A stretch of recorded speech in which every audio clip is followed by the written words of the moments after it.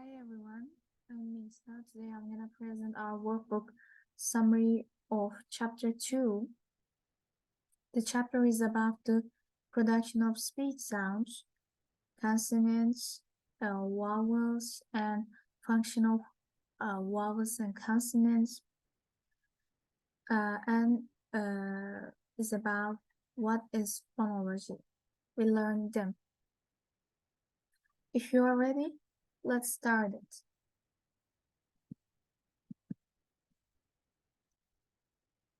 In this page, there are some keywords, consonant, vowels, spoken, writing. We will learn these keywords. Progress in time. Let's move on. The first step in the study of sound system of a language, its phonology, is to distinguish between speech and writing. Speech and writing are two quite distinctive way of language. Speech is earlier than writing, and language existed for years before writing systems were emerged. We learn to speak effortlessly, but must strive for learn to write. Also, some languages have no written form, but all languages have spoken forms.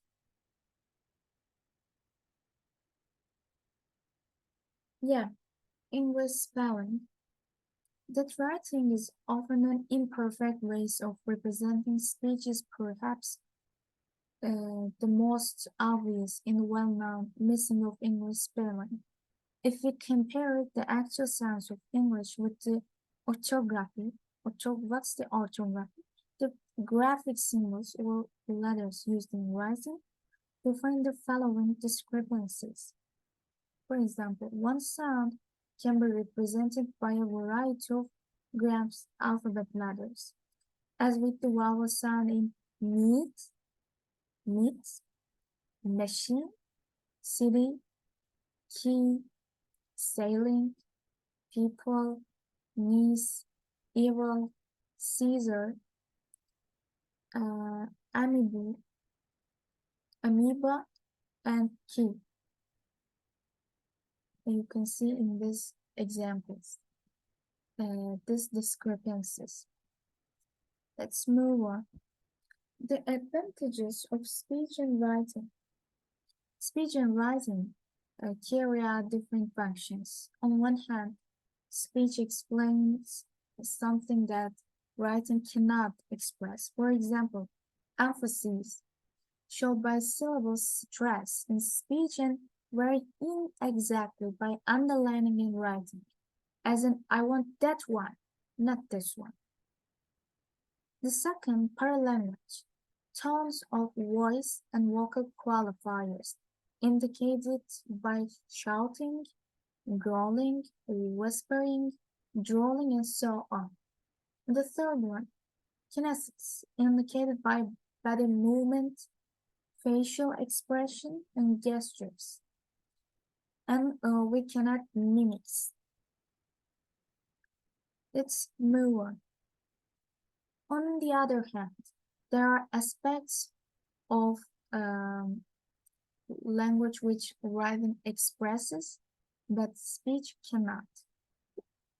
First one, words, indicated by spaces, sometimes disambiguating ambiguous phonological sequences such as nitrate, syntax, or homemade. Like this. The second one, related words or affix which sound distinctive, such as photograph, photography, photographic, or the past tense affix, ed in rated, walked, walked. The third one, permanency, permitting the maintaining of historical annals, the recording of laws. rules and the writing of the other permanent records. Small. The production of speech sounds. Speech sounds are produced using but changing, modifying the respiratory system.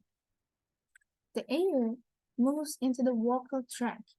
You can see in this picture consists of the oral and nasal cavities. The oral cavity, that is the mouth, is a resonator and a generator of speech sound, while the articulators, which may be active, moving, or passive, stationary. Smooth.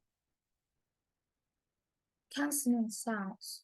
What's the meaning of consonant? And how we produce consonant sounds. Let's look at a consonant sound is defined as a speech sound which is articulated with some kind of structure or closure of the air stream. In other words, consonant sounds are produced with an obstruction of air somewhere in the mouth. Let's move classification of consonants. First one is the state of the gloss, in vibration voice or open voiceless. The second one is the state of vellum, lowered, nasal, or raised oral. The third one is the place of articulation, the location where the structure or place of maximum interference happens and what articulators are included.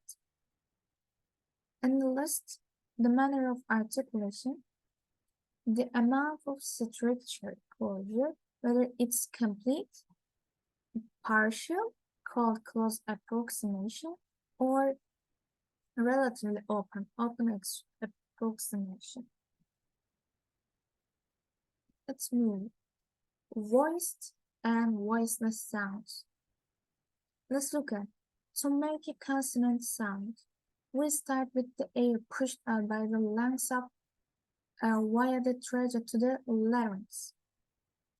Inside the larynx are your vocal cords, which take two basic positions. The first one is when the vocal cords are spread apart, the air from the lungs passes between them with no obstruction, producing voiceless sounds because of no obstruction. And the second one, when the vocal sounds are drawn together, the air from the lungs again and again push them apart as it passes through with a vibration effect, producing voiced sounds. Smooth. Manner of articulation. When we focus on the place of articulation for consonants, we can see that T and S are similar in that they are both voiceless alveolars, but they are obviously distinctive sounds. The difference is in how they are pronounced or their manner of articulation. The sound is a stop consonant. We produce stops by avoiding the airflow very shortly, then letting it go abruptly. And the S sound is a fricative consonant produced by almost avoiding the airflow, then letting the air escape by means of a narrow gap, creating friction. Smooth. And vowel sounds. What's the meaning of vowel? And how can we produce vowel sounds? Vowel sounds are produced with a relatively free flow of air. In other words, vowel sounds are produced with no obstruction of air in the mouth. They are typically voiced. The tongue influences the shape through which the airflow must pass. To talk about a place of articulation, we think of the space inside the mouth as having a front versus a back and a high versus a low area. For example, thus in the production of heat and hit, we talk about high front vowels because the sound is made with in the front of part of the tongue in a raised position. In contrast, the vowel sound in hat is produced with the tongue in a lower position, and the sound in hot can be defined, described as a low back vowel. Let's try the words that heat, hit, hat, hot. For the first two, your mouth will stay fairly closed, but for the last two, your tongue will move lower and cause your mouth to open wider. Yeah. And that's the end of my presentation. Thanks for listening.